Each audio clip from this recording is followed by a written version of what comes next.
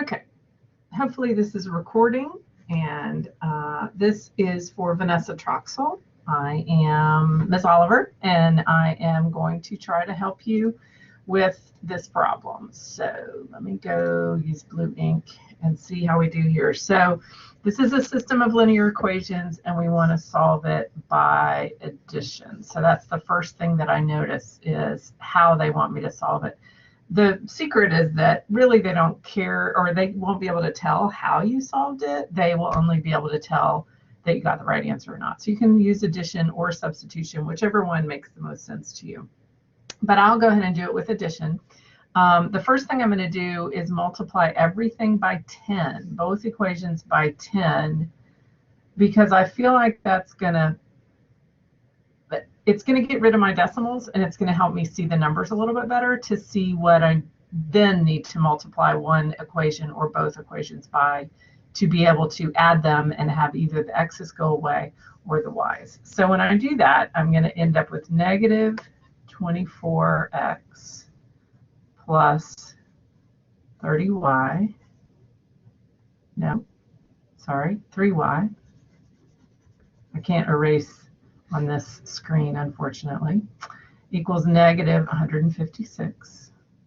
And then I've got negative 72x plus 9y equals negative 438. So now I can focus on the y's. The y's seem easier to play with because they're just smaller than the x's. And if I multiplied that first equation by negative 3, I would end up with negative 9y in my first equation, which would cancel when I added it to my second equation. So that's why I'm going to choose to multiply this entire first equation by negative 3. So that will give me, let me get my calculator, negative 24 times negative 3 is positive 72x. Oh, I see what's going to happen here. And then negative 3 times positive 3 is negative 9y. And then that's going to become 156 times 3, 468. And then my second equation, I'm just going to rewrite it. 72x, oops, it's a negative, plus 9y equals negative 438. So when I add those two equations now, actually, let me change colors, both my x's and my y's cancel out. So I end up with a big fat 0 on the left side, and minus 438, that should be 30, right? Equals 30.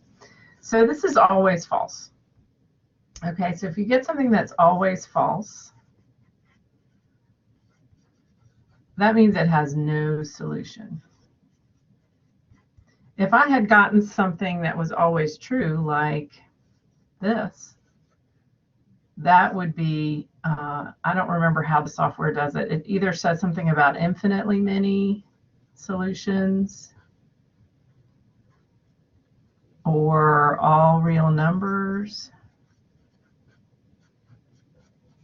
And then the third scenario is if you get, x, if you just get one solution. So like your solution would be an ordered pair, like 2, 3 or something, when you did the whole problem.